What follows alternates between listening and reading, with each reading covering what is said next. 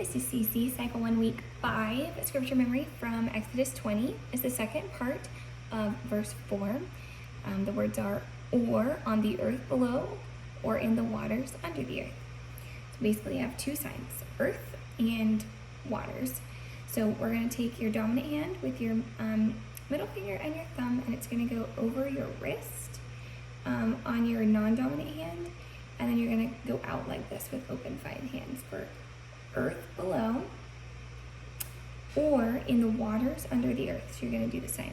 Water at your chin, it's a W hand shape at your chin, and then make basically waves until that phrase finishes. So here's what it'll sound like. In the heavens above, or on the earth below, or in the waters under the earth. Okay, and that is week 5.